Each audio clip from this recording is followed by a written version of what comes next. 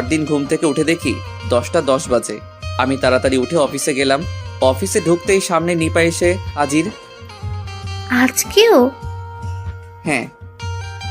Madam ডেকেছে তোমায়। আচ্ছা ঠিক আছে। আমি আমার কেবিনে গেলাম। তবে এবার প্রস্তুতি নিয়ে নিলাম, মিতু ম্যাডামের কথার উচিত জবাব দিয়েই আজ রিজাইন লেটার দিয়ে চলে যাব।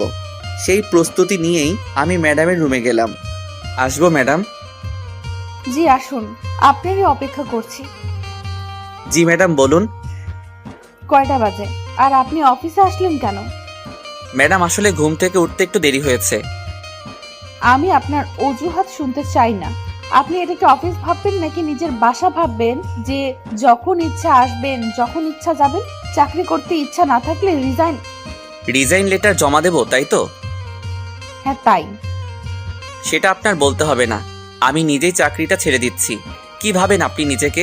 আপনার চাকরি করি বলে যে আমাকে চাকর ভাববেন সেটা কিন্তু না। আমার অফিস টাইম 9টা থেকে 5টা, কিন্তু আপনি আমায় লাস্ট কয়েকদিন অনেক রাত পর্যন্ত কাজ করিয়ে নিয়েছেন, অনেক অত্যাচার করেছেন আমার উপর। আপনার অফিস শেষ করি আমি 12টায়, ঘুমাতে হয় আমার 3টায়। কারণ আপনার কাজ চাকর ভাবেন আপনি আমায়। একজন মানুষের লিমিট থাকে কাজ করার, কিন্তু আমি কাজ শেষ করলেই আরো বেশি বেশি কাজ চাপিয়ে দিয়েছেন আমার উপর। কেন? আমাকে আপনার কি মনে হয় আমি কি রোবট? আপনার এই চাকরির জন্য আমার মাথায় ব্যথা পেতে হয়েছে, মেনেছি। আপনি কাজ দিয়েছেন, করেছি। আমি কিছু বলছি না বলে এটা ভাববেন না যে আমি আপনার কেনা গোলাম। আপনি আমায় যেটা বলবেন সেটাই আমাকে করতে হবে। আপনার কাজের চাপে আমি খেতেও পারিনি। এটা ভুলে যাবেন না যে আপনিও একজন মানুষ, আমিও একজন মানুষ। মিতু ম্যাডাম কোনো কথা বলছে না, শুধু দাঁড়িয়ে দাঁড়িয়ে আমার কথাগুলো শুনছে। আমার কথাগুলোই আপনি কষ্ট পেয়ে থাকলে আমায় ক্ষমা করবেন। আর হ্যাঁ, সেদিনে সেই দুর্ঘটনার জন্য আমি দুঃখিত।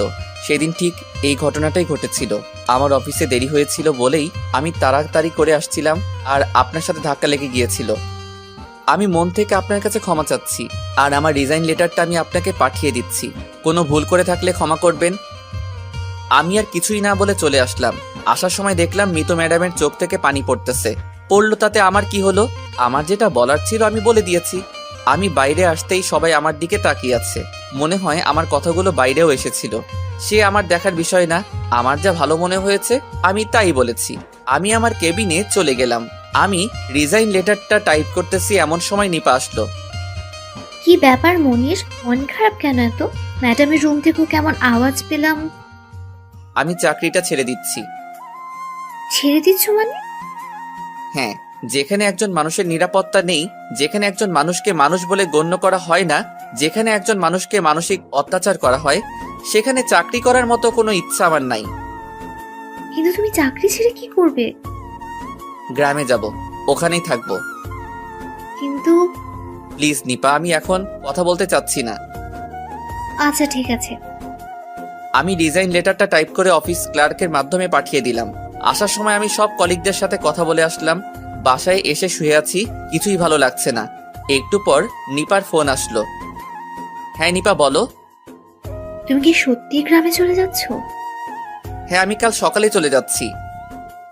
আমরা কি একটু দেখা করতে পারি? এখন তো রাত হয়েছে, কাল যাওয়ার পথে আমরা দেখা করি। আচ্ছা ঠিক আছে। ফোন কেটে আমি ঘুমিয়ে গেলাম। পরদিন সকালে উঠে আমি সব গুছিয়ে নিয়ে রওনা দিলাম। যাওয়ার পথে নিপার সাথে দেখা হলো। তুমি কি সব নিয়ে আসছো? হ্যাঁ। না গেলে হয় না?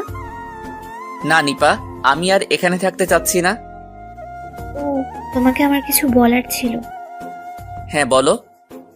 মনির, আমি এতদিন তোমায় অনেকভাবে বুঝিয়েছি, কিন্তু তুমি হয়তো বুঝতে পারোনি। মনির, আমি তোমায় ভালোবাসি অনেকদিন থেকে, কিন্তু বলতে পারিনি। আজ বললাম, কিন্তু দেখো তুমিও চলে যাচ্ছ। সত্যি অনেক কষ্ট হবে আমার। আমাকেও কি নিয়ে যাবে তোমার সাথে? দেখো নিপা, হয়তো আমি একটা চাকরি করেছিলাম আর সেখানেই আমাদের দেখা হয়েছিল, কিন্তু আমি এখন আর চাকরি করছি না। আমার লাইফে সামনে কি আছে এটা আমি নিজেও জানি না। তাই আমি আর তোমায় এখানে জড়িয়ে তোমার জীবনটা নষ্ট করতে চাই না। কিন্তু মনির, প্লিজ আমায় আর বলিও না। তুমি অনেক ভালো একটা মেয়ে, অনেক ভালো একটা ছেলে পাবে তুমি। আমরা ফ্রেন্ড হয়ে থাকি। কিন্তু আমি তোমায় ভালোবাসি। আমি বাঁচতে পারবো না। আমি চাই না আমার জীবনে কেউ জড়িয়ে তার জীবনটা নষ্ট করুক। তুমি ভালো একটা ছেলে দেখে বিয়ে করো। আমার পক্ষে তোমাকে ভালোবাসাটা সম্ভব না। আমি কি বলতে চেয়েছি তুমি নিশ্চয়ই বুঝতে পেরেছো। আসি আমি, ভালো থেকো তুমি। আমি বিদায় নিয়ে রওনা দিলাম গ্রামের উদ্দেশ্যে। নিপা কান্না করতেছে।